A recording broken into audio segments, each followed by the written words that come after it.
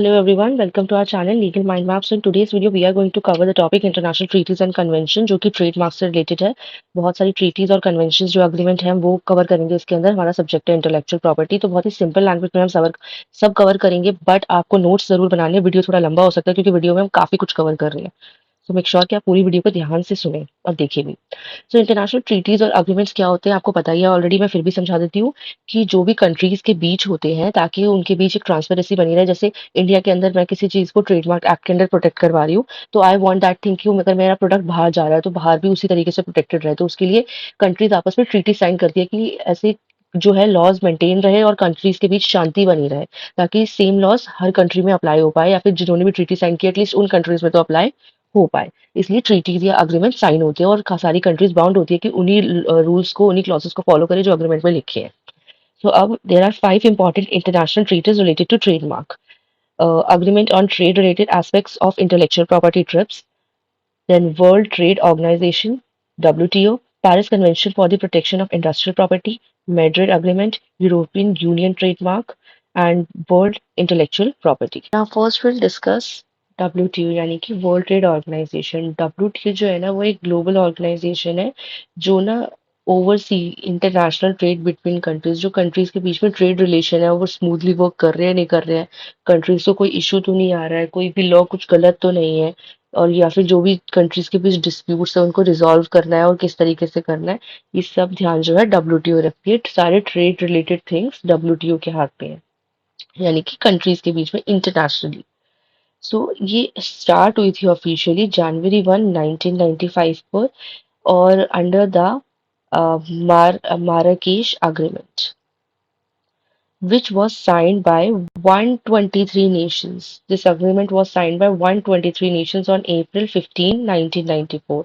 अब इस अग्रीमेंट के थ्रू क्या हुआ था कि WTO है ना, उससे पहले था general agreement on tariffs and trade.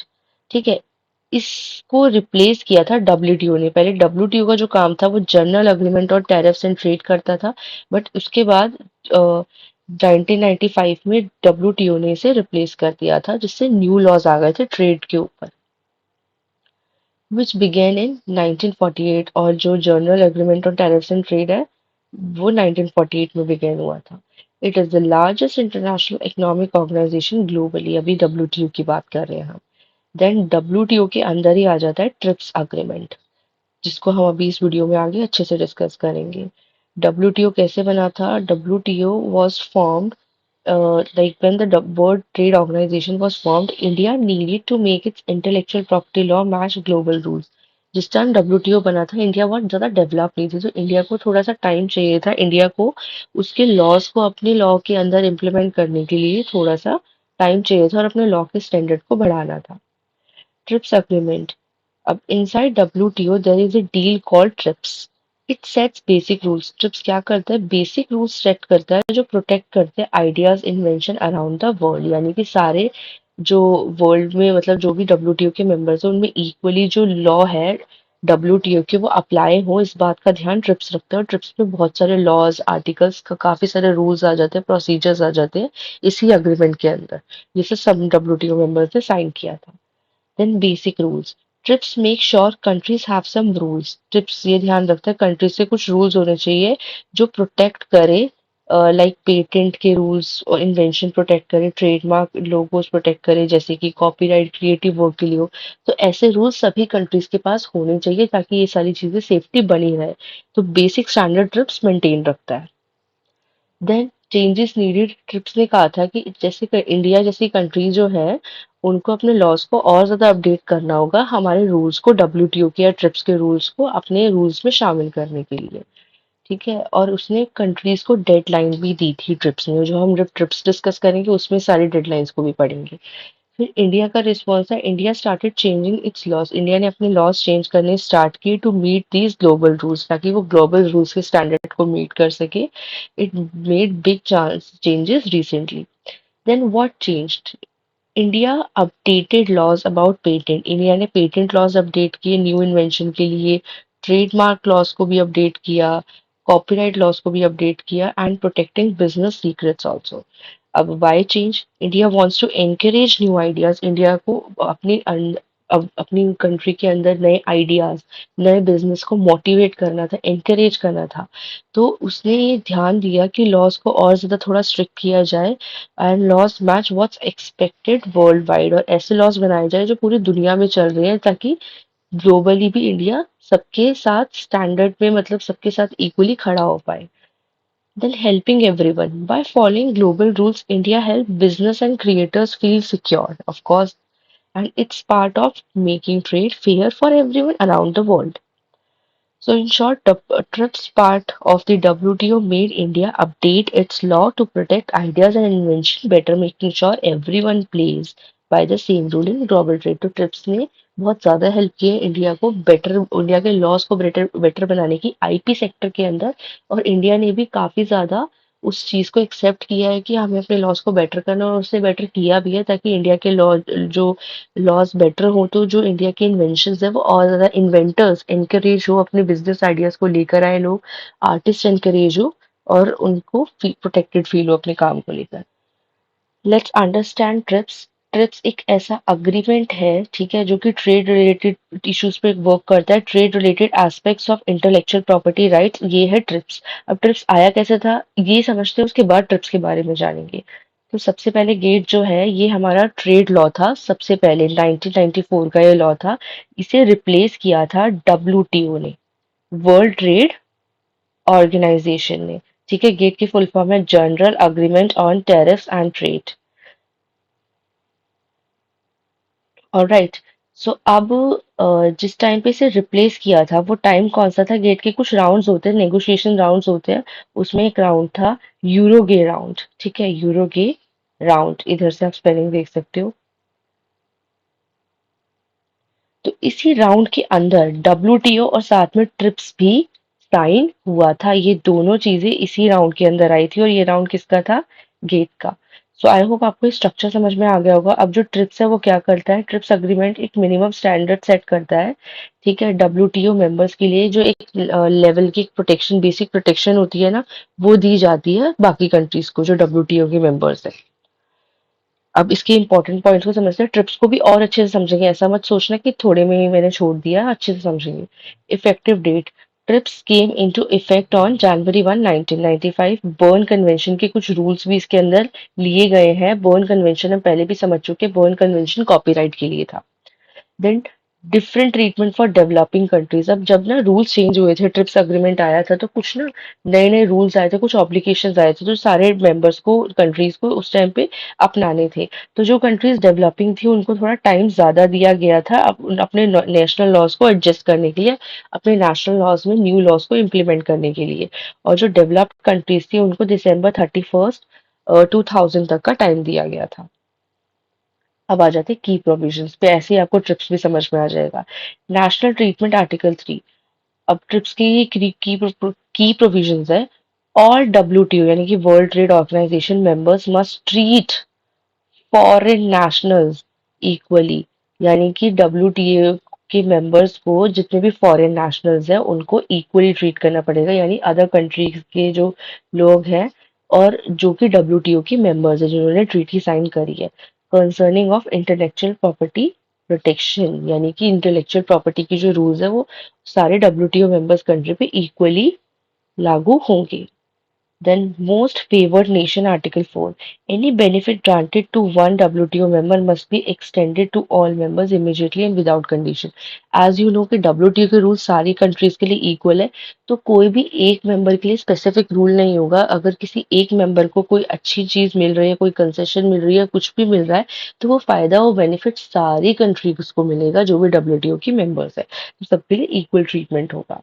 ठीक है, आर्टिकल 3 और article 4 we have discuss now. Now comes standards of protection. TRIPS sets out standards of protection of intellectual property rights including trademark. तो ट्रिप्स कई उस इंटेलेक्चुअल प्रॉपर्टीज में patent होता है, copyright होता है, ट्रिप्स कईयों के लिए एक स्टैंडर्ड सेट करता है प्रोटेक्शन का, जिसके अंदर ट्रेडमार्क भी आ जाता है। Then comes enforcement mechanism. It provides detail procedure. TRIPS एक डिटेल प्रोसीजर प्रोवाइड करता है, रेमेडीज के बारे में बताता है, प्रोविजनल मेजर्स के बारे में बताता है जो इन्फोर्स होती है आईपीआर, इंटेलेक्चुअल प्रॉपर्टी राइट्स में। With the WTO's dispute settlement procedure applying. साथ में WTO का जो डिस्प्यूट सेटलमेंट प्रोसीजर है, यानी कि WTO किस चीज पे वर्क करता है, WTO सिर्फ रूल्स एंड रेगुलेशन को मेंटेन नहीं करता है, बल्कि जो डिस्प्यूट होते हैं कंट्रीज के ट्रेड रिलेटेड डिस्प्यूट, उनके ऊपर भी काम करता है। तो ट्रिप्स जो है वो उनको भी साथ में मैनेज करता है, उन रूल्स को भी साथ में लेके चलता है जो WTO के डिस्प्यूट सेटलमेंट के प्रोसीजर्स हैं। देन ट्रिप्स प्लस, इसकी जहाँ पे जरूर नीड लगती है कि वहाँ की ट्रिप्स के अग्रीमेंट से भी ज्यादा स्ट्रिक्ट रूल्स होने चाहिए, तो ट्रिप्स प्लस प्रोविजन के अंदर उन कंट्रीज को और भी ज्यादा स्ट्रिक्ट पेटेंट लॉज को भी अप्लाई करना पड़ता है। नाउ ट्रिप्स की स्कोप हम डिस्कस कर लेते हैं। तो ट्रिप्स जो है वो ट्रेड रिलेटेड एस्पेक्ट्स है के लिए वर्क करता है इंटेलेक्चुअल प्रॉपर्टी राइट्स के ऊपर, और ये फोकस करता है मिनिमम स्टैंडर्ड्स ये सेट कर पाए इंटेलेक्चुअल प्रॉपर्टी के लिए, ताकि जो राइट्स है वो प्रोटेक्ट हो पाए दूसरी कंट्रीज के अंदर भी। ये लाइक किसके ऊपर वर्क करता है, जो WTO की मेंबर कंट्रीज है उनके ऊपर। So type of IP covered, कौन से आईपी कवर है इसके अंदर, intellectual properties, copyright, trademark, patent, industrial design, geographical indications, layout designs of integrated circuits and trade secrets. अब इसका मिनिमम स्टैंडर्ड क्या है कि ये जो WTO की मेंबर कंट्रीज है ना, उनको ना लॉज प्रोवाइड करता है जो सबको कॉमनली फॉलो करने पड़ते हैं to protect all these things which comes under TRIPS agreement. ठीक है, जो भी वो आईपी की एरियाज कवर्ड कर रहा है ट्रिप्स अग्रीमेंट में, वो सब सभी WTO मेंबर्स की कंट्रीज में वो लॉज इक्वली अप्लाई होंगे। जैसे इंडिया में मैं कोई चीज है ट्रेडमार्क के अंडर प्रोटेक्ट कर रही हूँ, एक कोई प्रोडक्ट है मेरा, तो जो WTO मेंबर्स की कंट्री है और इंडिया के अंदर अगर ट्रिप्स आ रहा है तो फिर, और मेरी कंट्री भी WTO मेंबर में है, तो वो सेम जो मेरा वे, जो जिस तक जो प्रोटेक्शन मुझे इंडिया के अंदर मिल रहा है मेरे प्रोडक्ट को, ये मेरा प्रोडक्ट है, I am getting the protection in India, तो सेम प्रोटेक्शन बाकी कंट्रीज में भी मिलेगा जो WTO की मेंबर होगी। ये ट्रिप्स इस बात का ध्यान रखता है, मिनिमम स्टैंडर्ड, बेसिक स्टैंडर्ड बना के रखता है। Enforcement agreement include provisions of how countries should enforce IP rights। Provisions होते हैं कि कैसे countries को IP rights अप्लाई करने हैं, और अगर कोई फॉलो नहीं करता है तो उसके violations के ऊपर क्या दंड होगा, यानी punishment। While setting these minimum trips also allow some flexibility, से ट्रिप्स थोड़ी फ्लेक्सिबिलिटी भी अलाउ करता है, जैसे implementing the standard in ways fit the specific legal system. हर कंट्री के लीगल सिस्टम में हर कंट्री के अकॉर्डिंग वो लॉज इम्प्लीमेंट हो पाए, ऐसा ना हो कि स्ट्रिक्टली कि इसी तरीके से वर्क करना है। और लोगों की पब्लिक हेल्थ की नीड्स का ध्यान रखते हुए, जैसे allowing them to access to affordable medicine, कि ऐसा ना हो कि कोई किसी मेडिसिन से या किसी चीज को, इन चीजों को प्रोटेक्ट किया जाता है, तो ऐसा ना हो कि उन कंट्रीज में प्रोटेक्शन के चक्कर में वो चीजें ही नहीं मिल रही है वो, और या फिर हाई उसमें मिल रही है, प्राइस में मिल रही है, तो लोगों की सेहत का भी ध्यान रख के ही ये सब चीज की जाती है, ये सब लागू किया जाता है। So now come to Paris convention. Paris convention जो है बहुत ही पुरानी कन्वेंशन है, बहुत ही पुरानी ट्रीटी है, इंटरनेशनल ट्रीटी है ये, जो कि 1883 में साइन हुई थी। और ये सबसे पहले सिर्फ इंडस्ट्रियल जो चीजें थी उनको कवर करती थी, तो उसके बाद में एक्सपैंड हुई और बाकी चीजों को कवर करना शुरू किया। बट उससे पहले मैं आपको बता दूं, इतनी पुरानी ट्रीटी है, इस ट्रीटी के दौरान इतना ही समझ आया था कि आईपी के जो राइट्स है, रूल्स है, वो होते क्या है और वो वर्ल्ड में कैसे उन्हें एक रिकॉग्निशन दिलाना है। ठीक है, सो पर्पस क्या था इसका, created a union for safeguarding, एक तरीके से ये तो एक इंट्रोडक्शन था आईपी के राइट्स का, रूल्स का, कि और ये इंडस्ट्रियल प्रॉपर्टी के लिए सबसे पहले स्टार्ट हुई थी। उस टाइम पे आईपी का इतना वो नहीं, मतलब इसके रूल्स इतने एक्सपैंड नहीं हुए थे। लाइक पेटेंट हो गया, ट्रेडमार्क हो गया, डिजाइन हो गया, इट्स स्टिल एक्टिव टुडे, अभी भी एक्टिव है। एडमिनिस्ट्रेटेड बाय विपो। ठीक है, वर्ल्ड इंटेलेक्चुअल प्रॉपर्टी ऑर्गेनाइजेशन इसे एडमिनिस्ट्रेट कर रहा है, जो कि जेनेवा में है। मैनेजेस द कन्वेंशन, तो मैं आपको विपो का एक छोटा सा नोट मैंने ऐड किया था, समझा देती हूँ। एस्टैब्लिश्ड इन 1970, विपो is an international organisation headquartered in Geneva. It administrates the Paris convention, जो पेरिस कन्वेंशन को एडमिनिस्ट्रेट करता है, और साथ में कई आईपी ट्रीटीज को भी विपो प्रमोट करता है। ग्लोबल आईपी प्रोटेक्शन, यानी कि पूरी दुनिया में एक आईपी प्रोटेक्शन बनी रहे, राइट्स बने रहे आईपी के, and provide service for IP registration and fosters cooperation between countries and IP issues। अब इंडिया की जो मेंबरशिप है, इंडिया ने ज्वाइन किया था December 17, 1998 में, becoming part of convention. Wide coverage. The convention covers various type of industrial property, including patent, trademark, and design and more. Then comes three main aspects जो Paris convention के हैं. National treatment की सारे members जो है, member countries जो है, उनके अंदर ये जो है इंटेलेक्चुअल प्रॉपर्टी को इक्वली ट्रीट किया जाए, इनके रूल्स को बेसिकली. और जो क्रिएटर्स के हैं उनको प्रायोरिटी मिलनी चाहिए एक तरीके से. Gives creators a right to claim priority उनके इन्वेंशंस पर, या फिर उनके डिजाइन्स पर. बाकी कंट्रीज में भी उतनी ही इंपॉर्टेंस और उतनी ही तवज्जो मिलनी चाहिए.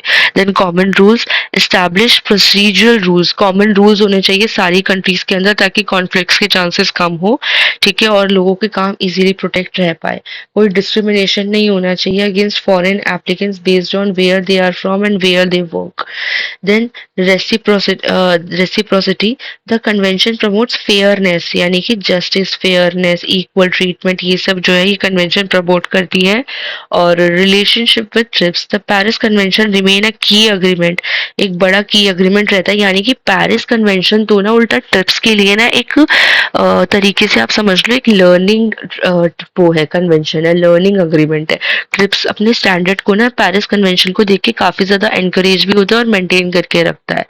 तो बहुत इंपॉर्टेंट, बहुत सिग्निफिकेंट रोल प्ले करती है पेरिस कन्वेंशन ये ट्रिप्स के लिए भी. ठीक है.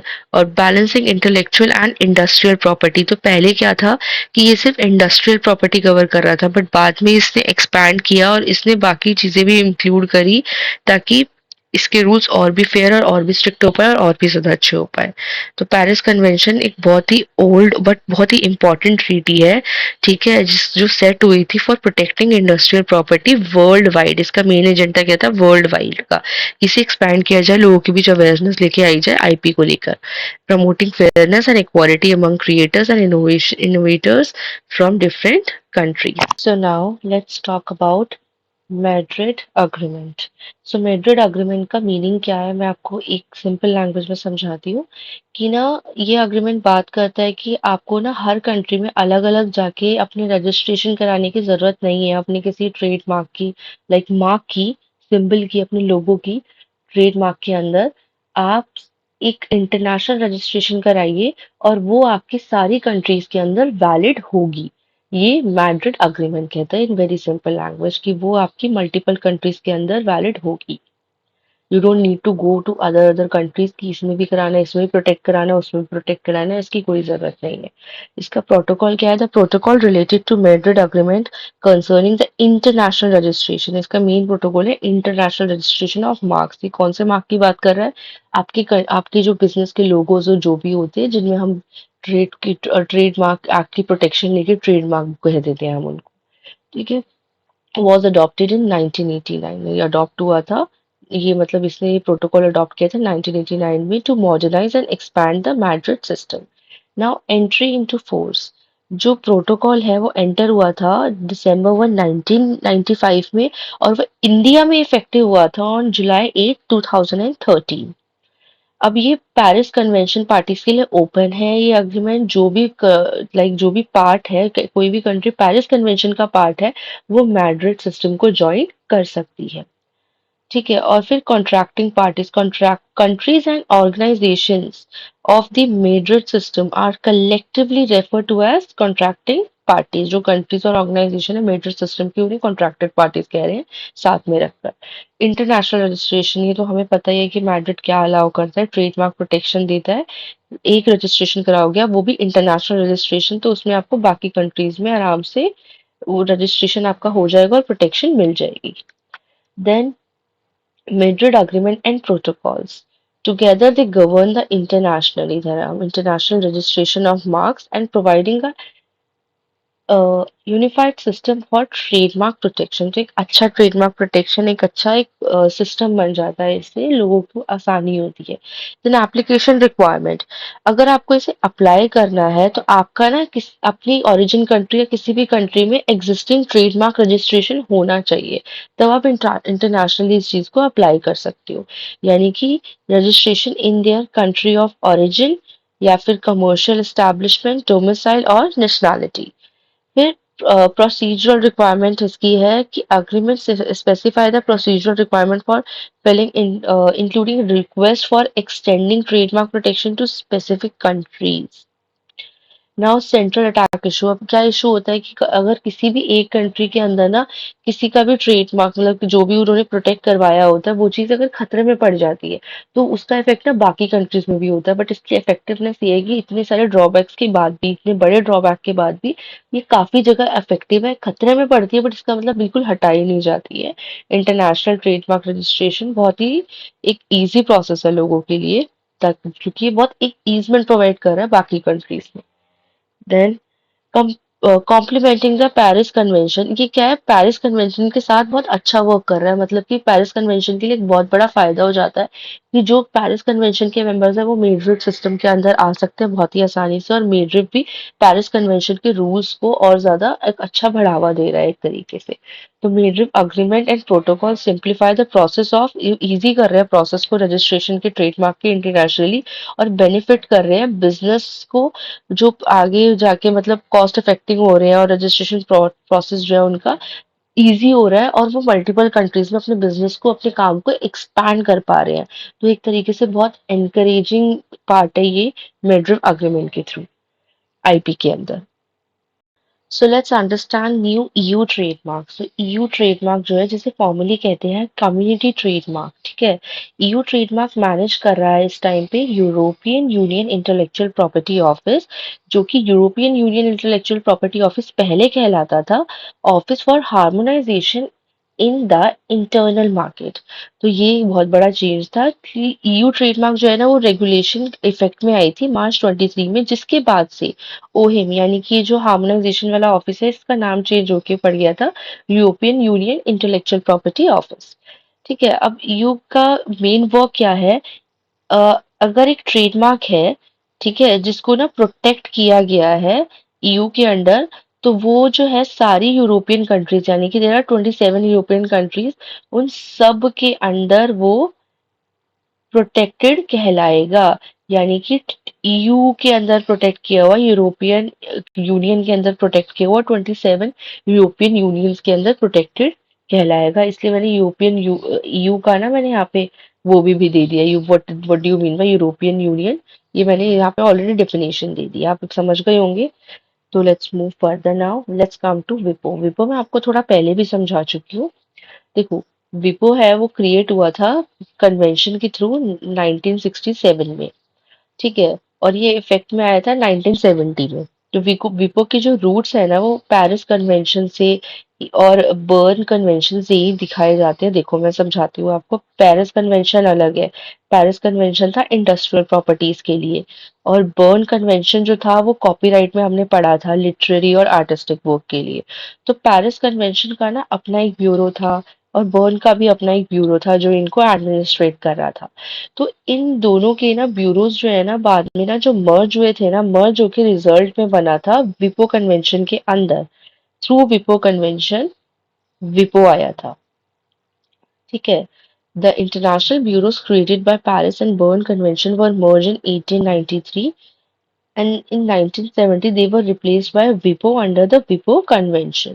तो WIPO convention जो है वो अब एडमिनिस्ट्रेट कर रहा है कई सारी ट्रीटीज को, सिर्फ इन्हीं को ही, कई सारी ट्रीटीज को वो एडमिनिस्ट्रेट कर रहा है। तो WIPO का जो मेन गोल है वो है इंटेलेक्चुअल प्रॉपर्टी को प्रमोट करना, प्रोटेक्शन देना, वर्ल्ड वाइड इसको एक्सपैंड करना, वर्ल्ड वाइड फैलाना है, राइट आईपी के राइट्स को आगे लेके जाना, और एनकरेज करना इन्वेंटर्स को। बेसिकली इंटेलेक्चुअल प्रॉपर्टीज के लिए जो बेस्ट हो पाए विपो उन सब चीजों को देखता है, ठीक है। It aims to administrate cooperation among intellectual property union created by Paris and Berne. तो पेरिस कन्वेंशन और जो बर्न कन्वेंशन जो भी काम कर रहे हैं विपो उनको एनकरेज करता है, उनको हेल्प करता है आगे बढ़ने में, ठीक है, क्योंकि एडमिनिस्ट्रेट करता है। तो डेफिनेटली जो भी रूल्स है, प्रोसीजर्स है, सब चीजें इसके थ्रू तो निकल ही रही होंगी आगे। Then administered treaties.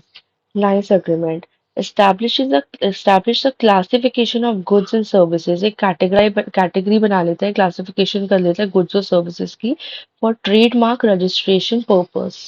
ठीक है, यानी कि अच्छे से क्लासीफाई कर लेता है कि किस कौन से गुड्स को किस कैटेगरी में डालना है, सर्विसेज को किस कैटेगरी में डालना है, ताकि आगे जो प्रोसीजर है वो हल्का हो जाए ट्रेडमार्क रजिस्ट्रेशन का।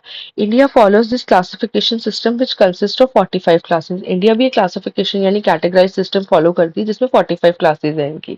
Then Vienna agreement aims to simplify trademark. ठीक है, ये इसकी एडमिनिस्ट्रेटिव ट्रीटीज के वो है। जैसे वेना अग्रीमेंट जो है वो क्या करती है, सिंप्लीफाइड ट्रेडमार्क सर्चेस। वो ट्रेडमार्क सर्चेस जो है ना उसको इजी कर देती है internationally by classifying figurative elements of trademark. Then, Locarno Agreement establish an international classification for industrial design. एक international classification establish कर रही है industrial design के लिए। It's of an administrative nature and does not and doesn't dictate the nature, scope, and design protection of member country. Nice classification divides goods and services, ये हमें पता ही है, हमने वेना का भी देख लिया हमने और लैक्टो का भी देख लिया। तो आई होप आपको ये समझ आ गया होगा विपो का जो मेन रोल है। ये जो मेन था वो था हमारा इस स्लाइड में कि विपो कैसे आया था, ये मेन है। ये अगर आप एग्जाम पर्पज के लिए करना चाहें तो कर सकते हैं, बट ये इतना ज्यादा इम्पोर्टेंट नहीं है जितना ये इम्पोर्टेंट है। इम्पोर्टेंट वैसे सब है बट इतना नहीं है ये जितना ये है हमारा पार्ट विपो में। So that's it in this video. I hope आपको वीडियो समझ आई होगी। Please don't forget to like, share and subscribe to our channel. And comment box में आप कुछ suggestions देना चाहे तो वो भी दे सकते हैं। Thank you.